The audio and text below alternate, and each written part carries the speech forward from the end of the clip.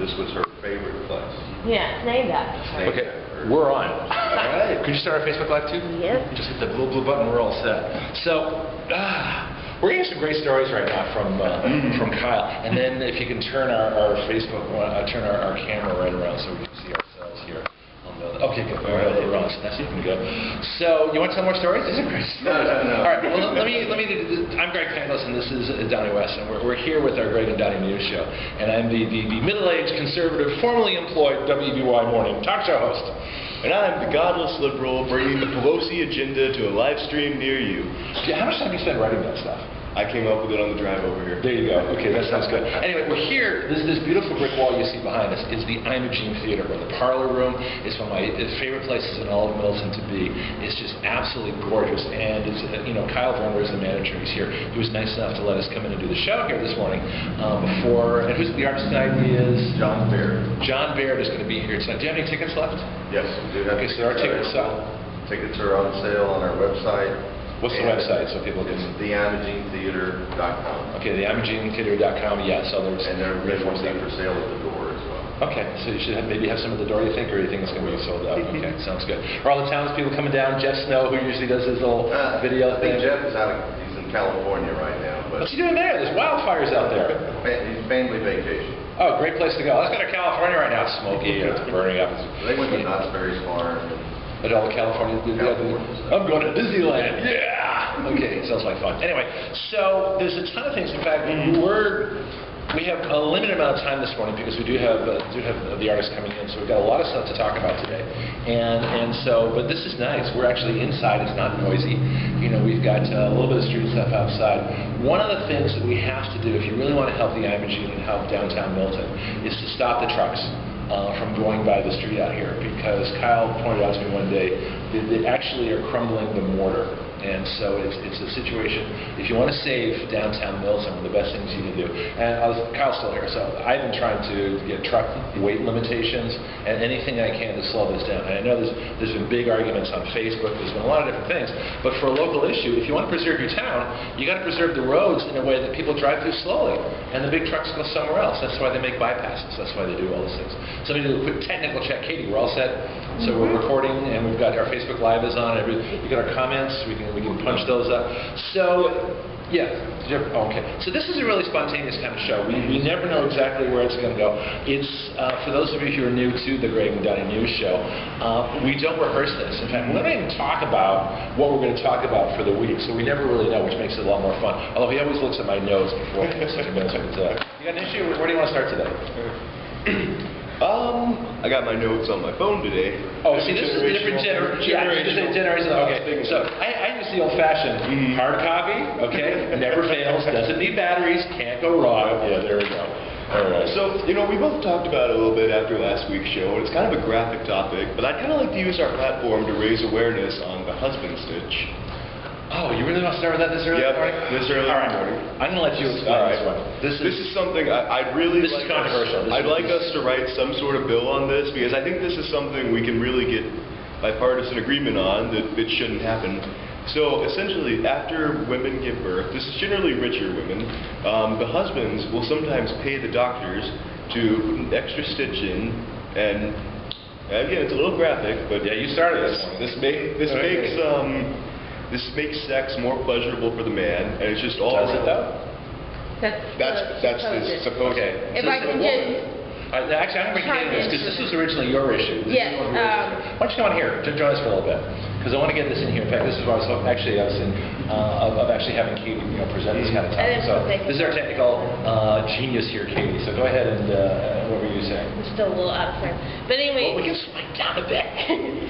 This is completely unrehearsed, unedited. You're getting it as we say it, as we think of it. So there's we don't sugarcoat. We don't, if we totally say something completely, this is there. All right, go ahead. The husband stitch has happened to a lot of women, and it is basically genital mutilation. It's adding an extra stitch that is not needed to tighten down there for the husband's pleasure, but all it does is mess up the woman's reproductive system. It makes it harder for them to have sex, and it really messes up like the rest of their lives, because it messes with everything. And this isn't even talked about on the news at all. Yeah, no, and it's not just rich women. I know a girl who's around my age who happened to have a baby fairly young, and they did it to her in the hospital without even letting her know. Yeah, see, that's... When her gynecologist was out of the room. Oh, wow. Yeah. So what's the motivation? What's bringing this about? For some reason, it's just something that's done to women, like, and a lot of them don't even know it's happened until they go and get a later checkup and their gynecologist finds something wrong, or they, you know, a lot of women, their gynecologist will tell them, hey, are you aware that you had a husband stitch done on you? And See, I don't even like the name husband stitch. It sounds derogatory. I know a friend of mine who this happened to his wife. This is years ago, so this has been going on for a long time. And he said, what did you do? You messed up everything. Yeah. You know, so a lot of this is being done without consent. Yeah, and the reason it originated is doctors started doing it because, you know, there's this very harmful myth that after a woman gives birth a certain number of times or something, she gets looser, which is not true. That's not how, you know, muscles work. That's not contract how, and expand. Yes, that's not Aren't you how, glad you tuned in this morning? that's not how, you know, women biologically work. Yeah. And so there's this really harmful myth that, you know, a woman gets looser after having a certain amount of kids. So I think, don't kill me here, but male doctors started doing this. Well, actually, that makes a lot of sense. Right. You know. Yeah, and it started with rich men discussing with the doctors after their wives had given birth, and it became a widespread thing. Non-consensual medical procedures. I'll bring them up. Non-consensual genetic mutilation. That's Well, I'll say what it another is. one, circumcision on young boys, or we're like 2-3 days old or something like that. And so you've got it, and this is like, I think the United States, maybe Canada, are like the last 2 countries that are still doing this. You know? And so this is not a conservative, this is not a liberal issue, this is just a general issue. But it's like a power issue. Yeah. That's what it sounds like to me. It's taking away, and the worst part is it's at an extremely vulnerable time for women. They've just given birth. They're still on drugs to keep the pain at bay and stuff. They are not, you know, all the way coherent when this is happening to them. And a lot of times, sometimes women, you know, rip during having birth. So it's so easy for doctors just to add that extra stitch without you even noticing. And then you go home and everything is painful. And how do they know which one's the extra one? Do they just... Well, that's part of the anesthesia. yeah. Okay, all right. See, my wife had a C-section, so for our daughter, but yeah, so that's, I mean, like I say, it's a graphic thing, but it needs to be talked about. Yeah. And so this Because is it's happening to young girls. I know a girl How old who's are we 18, 19 who had a baby when she was young, and she was sharing on her Facebook the other day that it had happened to her. Wow, yeah. And We don't her want to do personal names gynecologist had or anything like actually that, yeah. stepped out of the room, and a male nurse did it while her gynecologist was out. Oh, And wow. she didn't know until she went to get a checkup. So what can people do? So for anybody that is thinking of having kids, is pregnant, is at some point, you know, or if is this reversible? I'm not sure. I think you can work with your gynecologist and ask if there's anything that they can do if you know that it has been done to you. Okay. But I'm not sure if it's reversible because I obviously haven't had kids and I haven't had it done to me. But I know that a lot of gynecologists, when they find out that something like that has happened, will often work with people and try and, you know, help them out.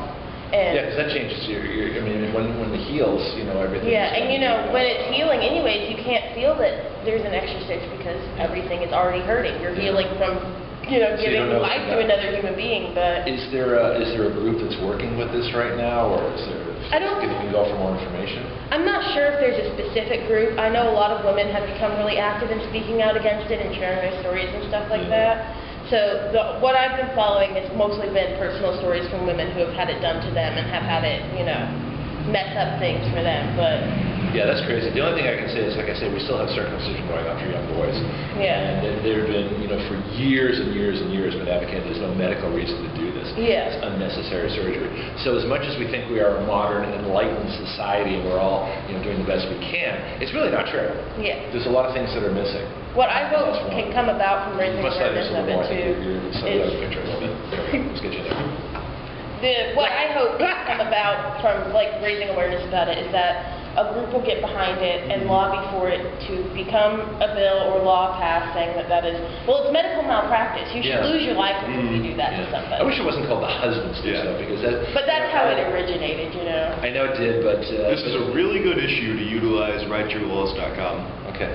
I want to talk about that too in a little bit. Do you have any comments? Has anybody said anything for us at this particular point? Not on this particular subject. Okay, all right. They got other things that... See, we don't do politics all the time, okay? Even though this is actually political, because you don't know where we're going to go. We want to push the bounds a little bit. We want to, although you did surprise me this morning. I thought, okay, this is an interesting way to get our day going.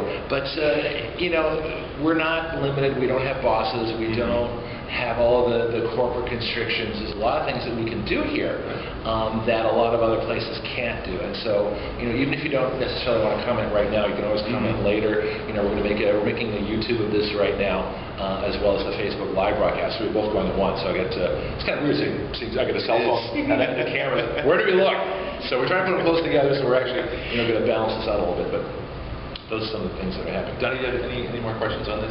Katie, thank you very much for presenting this. It's a valuable topic that needs to be talked about. But there, when you now the next thing is follow up. Okay, so next week what we want to do is find groups that people can talk to, and we'll refresh people's memories of this rather bizarre medical procedure, and see who can help, and see what comments we get from people during the week. It'd be very interesting to see if you have some resources, folks, next week.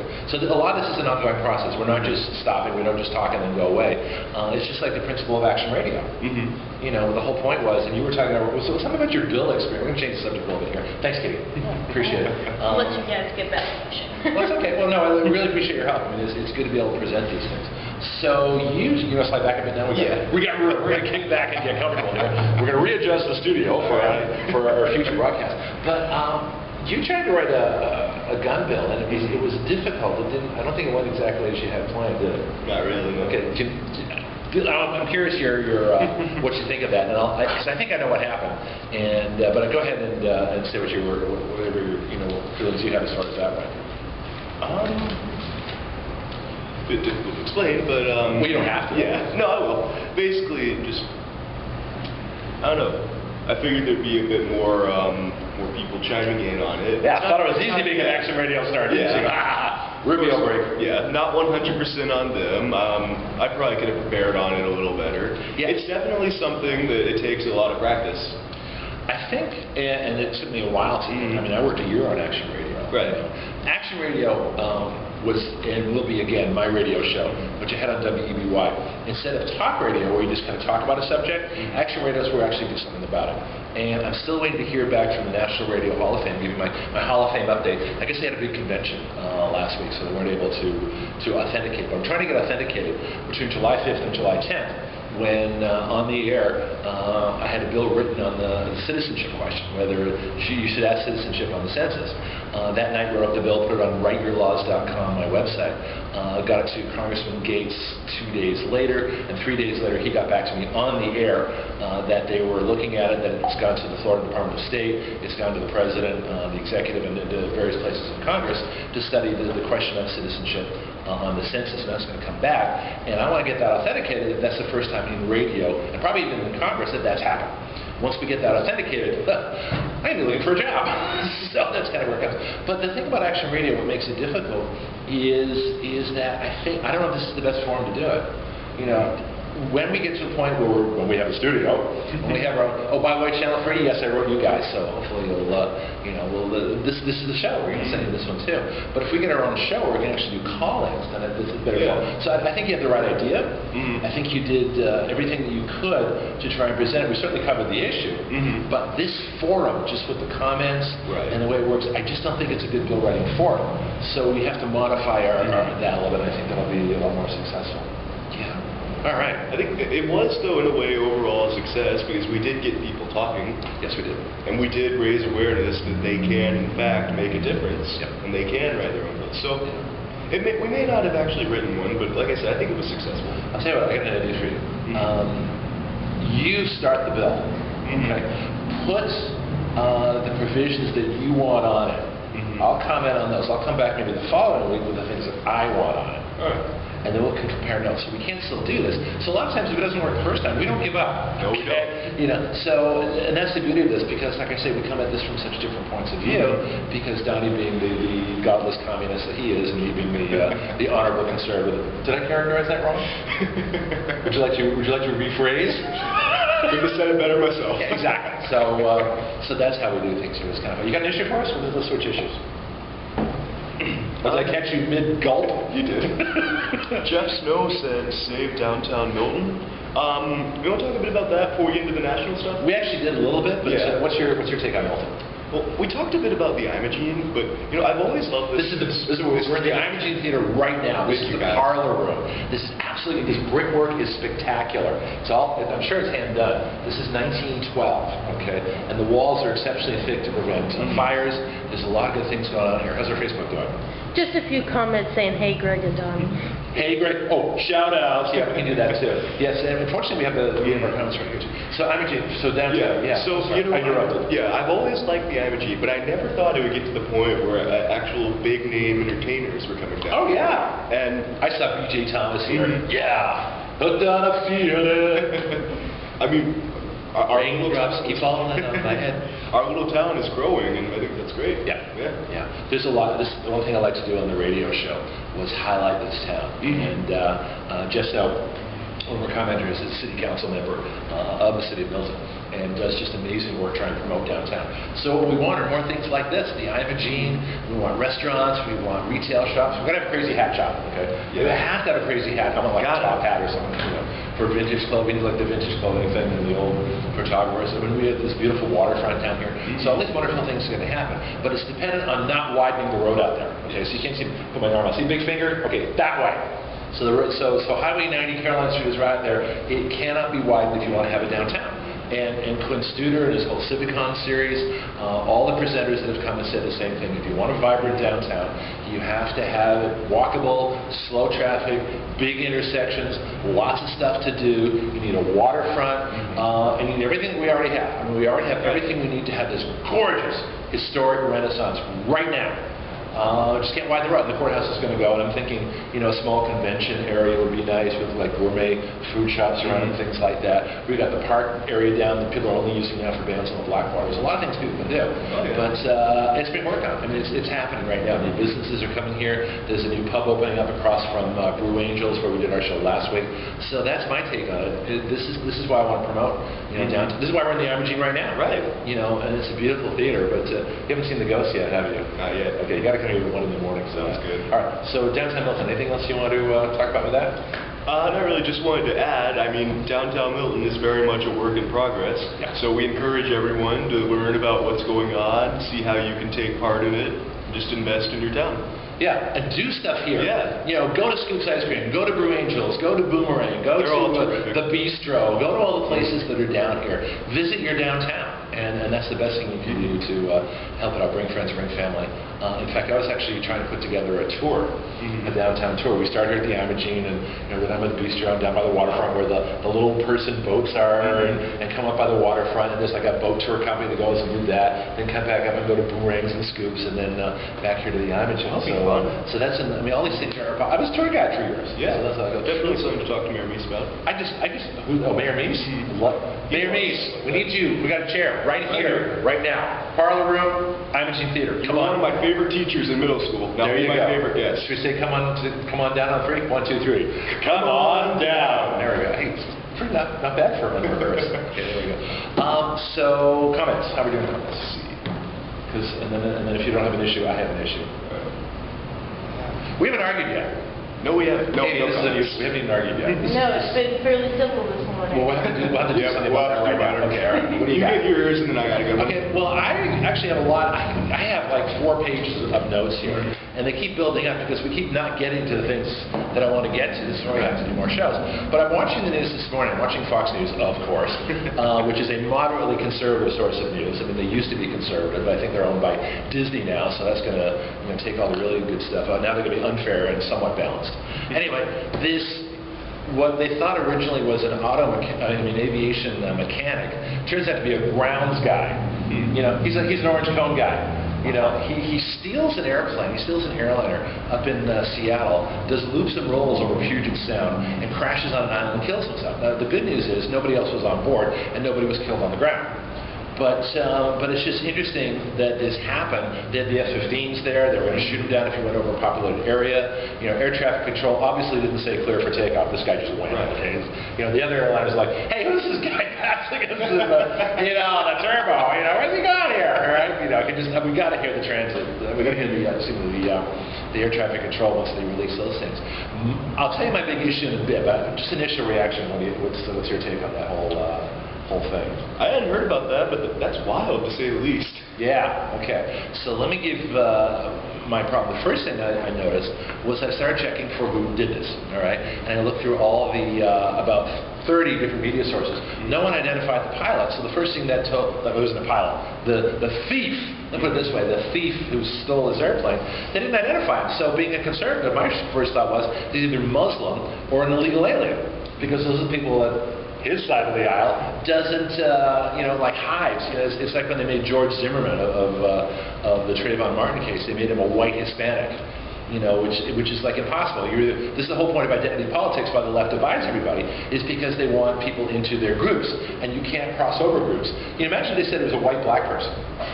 Well, I thought about this is like shower thing. My mind's going like crazy. Right? So think about this, okay? So, he was a black perpetrator, but it was a white black person, so it's okay. It fits the agenda. I mean, you don't do that, but Hispanics kind of like that middle ground. So the left is thinking, okay, well, he's not really, close enough to a white person. He's like maybe a lighter skin. We'll call him white because white Christian male fits the agenda and everything that you guys don't want. So that was my initial impression.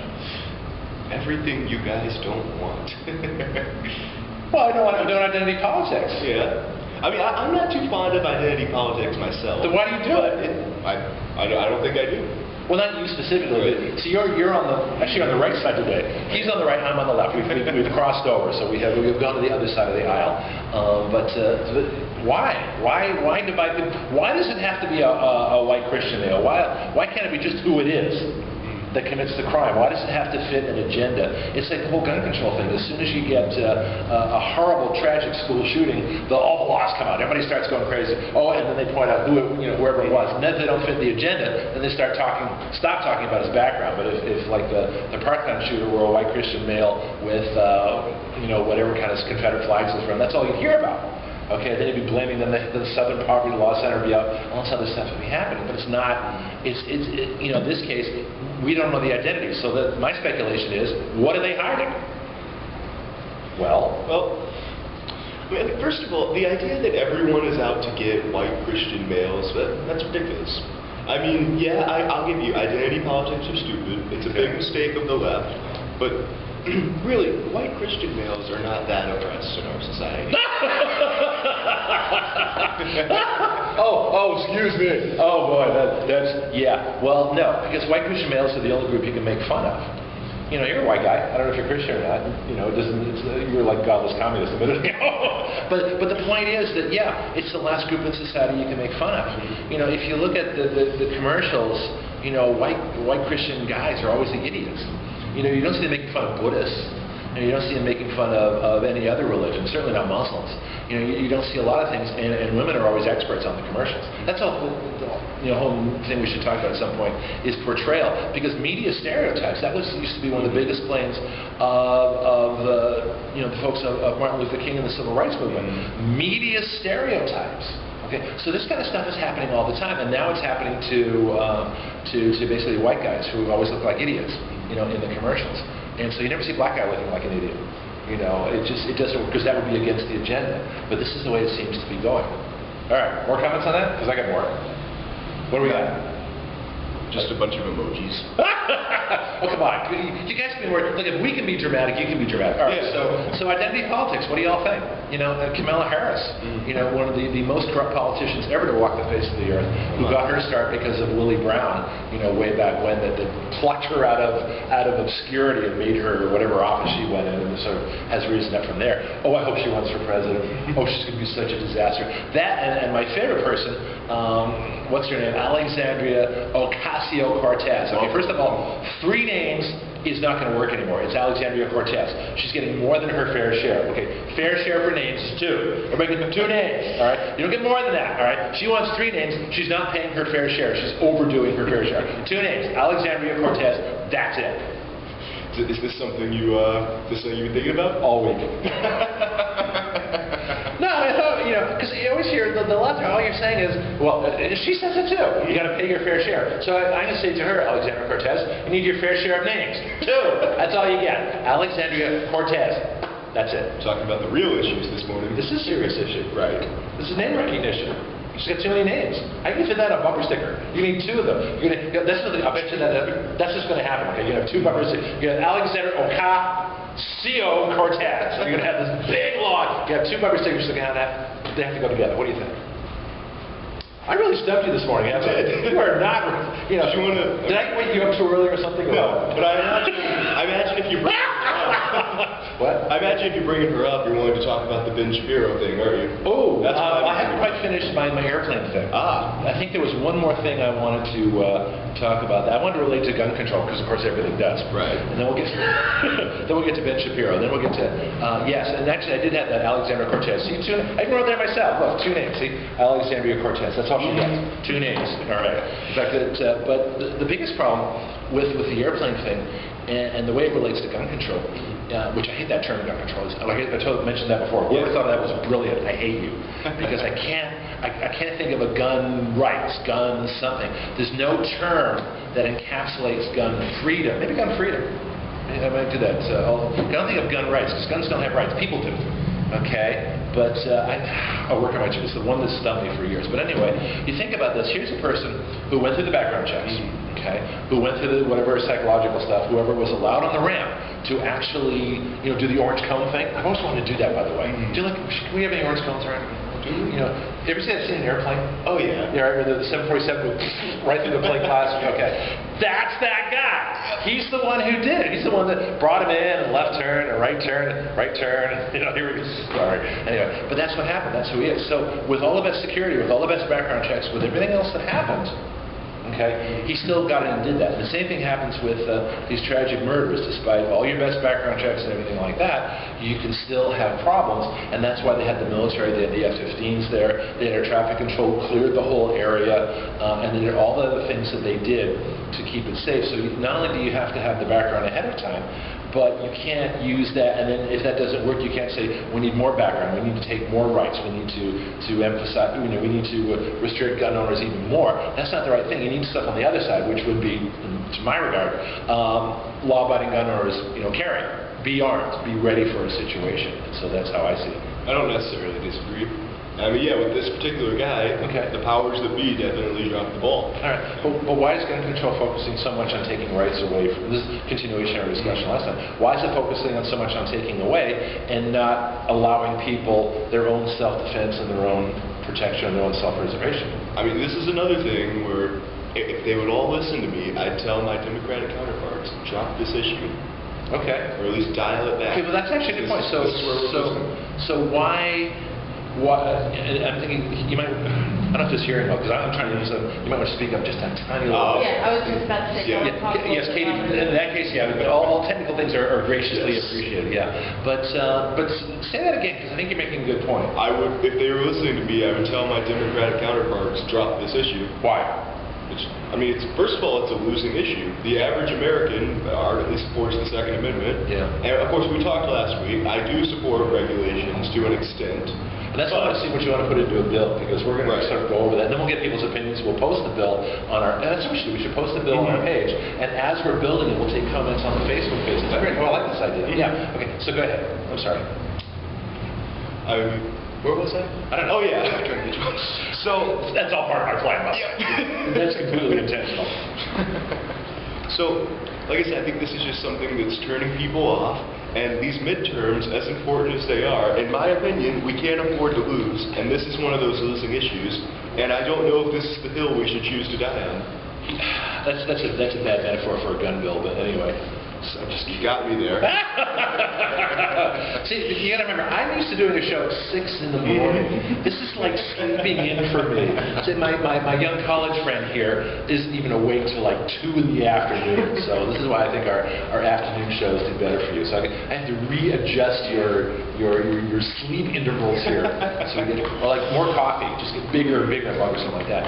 But I think you're right, as far as it being an issue, because it's one of those things where it really is up to the individual. And from the conservative point of view, and this is what really makes us angry, we are not trying to force anybody to have guns, to own guns, to carry guns. We don't care. It's an individual right. We want the right to exist, but you don't have to exercise it, because there's enough of us who are going to. All right? But even if only 1% of the country exercised their Second Amendment rights, it would still exist. It would exist if nobody exercised it, although that's the problem. You want to exercise it, because otherwise you get issues. But the problem that we have on the conservative side is that we don't want to have our rights taken away. So in other words, we see the left as saying, we don't want Second Amendment rights, so you can't have them either. And that's what the problem is, and that's why I think you're right. I think it's a losing issue. I mean, I don't think there's really a single rational side on this issue. Okay. Because on the one hand, I don't know if you've watched any of Sacha Baron Cohen's Who is America. Who? It's great so far. Who's Sacha what? Sacha Baron Cohen. He's the guy who did Borat and Bruno. He's an actor. Yeah. Oh. And he, basically his new show, it's called Who is America, and he's been going undercover and talking to He was politicians. like Borat, did you do a Russian accent? Yeah. Oh, he has So he talked to, like, several different He characters. talked to Matt Okay. Gaetz It's and a bunch of hilarious. other guys, and basically he was pretending to be this Israeli counterintelligence guy, and he got a lot of them to endorse a program that would have armed 3-year-olds. I mean, even I saw that! Yes, I know what you're talking about. Gates was the only Republican. He wouldn't say he was for it, but he wouldn't really come out against it either. No, I remember okay, so let's the other talk about side that. is... So he goes and endorses an accent, and he says to the person, we think we should, the NRA is in favor of arming 3-year-olds. We want toddlers to start at young age, so they can do. Is that about right? Yeah. Okay, so then he goes, he talks about this, and Gates, you know, our congressman, thank you, doing a great job, Matt Gaetz, despite what some of the Facebook groups are saying, and you know who you are. I've already argued with you on the Facebook pages. You know who you are, and I'm coming for you after the show. All right, because I type loudly. You know what it is? You know, the more capital letters, the angrier I am. Because the hands are ready to go. Oh, I've seen it. Yeah, exactly. All right. So anyway, so this guy comes up with this totally preposterous thing, and Matt Gaetz, who's running the first district here in Florida, it was great. He said, "You want me to what? You want me to sit here and endorse 3-year-olds carrying? Are you nuts?" There's something to that effect. Yeah. Yeah. Okay. So what did the other folks say? The rest of them. It's weird. I wouldn't expect it from him, but out of all of them, he was the only rational one. The other ones... What do you mean, what? Because he's the conservative, you think he's the only rational one? Well, identity politics. I know you're his buddy, but even you gotta admit, the guy's a bit hot-headed at times. And I love it. It's I don't find him entertaining. hot-headed. Yeah. If he wasn't hot-headed, he wouldn't have interviewed Ross Rosenstein and Andrew McCabe and all the corrupt former, Obama holdovers that are screwing up this country with domestic spying. He wouldn't have interviewed them the way, with the gusto, with the verve that it needs to get them properly interviewed. So we find out the extent of their corruption. We know it's going to go back to Obama. We haven't had that chat yet. No, we have not. That's coming. That's coming. All right, we'll do that next video. In fact, we're probably going to wrap this one up in a little bit. But we'll be back. Okay, we're not done. We'll let you know when. But we're we might do more videos shorter and shorter. We're kind of tossing around all these different options for us here. But I'm going to finish with Alexander Cortez. Yes. Have we covered what? Oh yeah. So any more on that the Borat issue? Other than the other ones basically said they supported that particular program, not really. Yeah, see, that's crazy. Yeah, there was a famous one that was done years ago to prove how much Congress people just totally BS their way through everything. And I didn't even know this was a real town, but it was a joke. And the reporter, or the person pretending to be a reporter, went to all the freshman congressmen. This is about 25 years ago, and asked them if they approved of our policy on Fredonia. Okay, you know Fredonia? There actually is a town in New York called Fredonia. I saw a news story the other day. It does exist. But what it really is the Marx Brothers movie from like the 1930s. Oh, Fredonia. Whatever it was, they were the Groucho Marx like the lead of this mythical country that doesn't exist. So anybody that said, oh yeah, I agree with our policy on Fredonia, I disagree with our policy on Fredonia, it doesn't matter. They're lying. They were completely lying. It's so funny. They were just completely lying. And so this is that kind of similar BS story. And Congress people don't know. So, you don't have to answer the question. But you know who got in trouble for that? Was Gary, the libertarian guy. Gary Johnson. Gary Johnson. I must have Gary Barrow, somebody different. But Gary Johnson. He said, and the reporter asked this really bogus questions. What do you think of Aleppo? And Gary's like, what's Aleppo? I didn't know. I mean, to me, Aleppo is like where the Shriners, one of the Shriner groups. That's what Aleppo meant to me. I didn't know it was a town in Syria. But you can't, we do this like ambush politics. It's going to happen in this election too. So what do you think of that kind of ambush politics? I mean, as mean as it can be, I'm fond of it. I like to know what these people think. and what they're going to do. So that's fair and game. in the job, they're going to have to think on their feet and make these spur-of-the-moment decisions. So, okay, so ambush politics is fair game? I like it from a comedy point of view. Right. What I don't like is purposely asking something that's so, I'm trying to think of the right word, where it's like esoteric knowledge, where only a select few people know it. You know, it's like that, aircraft mechanics know the various parts of the airplane. If you went up to a congressman and said, well, do you know what the thermothrottle does? You know, and I just made that up. You know, that'd be a good question. Well, do you believe in our problem? You know, should we be exporting thermothrottles or should we be having a tariff on that? You know, and there's no such thing. there's a fine line between that and the Aleppo question. Okay. Because that's a big part of our foreign policy at the moment, whether it should be or not. I personally don't think we should be as involved as we are. Okay. But that aside, a big part of our foreign policy is the Syria thing. And if but we're running what I'm to be just president talking of about the United one States- little town, though. You know, I mean, to single out that one town and say, you know, that's our policy, or to find out what our policy is. He made a study because you figure, you know, you should know foreign policy. You know, if you're running for president. But that just seemed like a very small, like a reporter who was reporting on that area would know all about it and would feel free to ask. But there's only so much a president can know. My answer would be, you know, I got the Library of Congress, I got the best briefers in the world. I will find out, you know, in 5 minutes everything I need to know about Aleppo. But at this particular point, I don't know. That's probably how we should have answered. Okay. All right. So you want to take a break for a few minutes? We'll come back with Alexandria Ocasio-Cortez. Sure. Sounds good? All right. So we're shutting down now. So Katie, if you could hit all our appropriate buttons. You know how to end Your bottle is creaking, your plastic bottle. So, I can't get this one with my nail. well, you can loosen it and take it out of the thing. There we go. And just hit the top right button there, that silver one, back a little bit, right in the center until it stops. This one? Yep. That right there. Push it. Push it? All right. I'll do it. Do I just...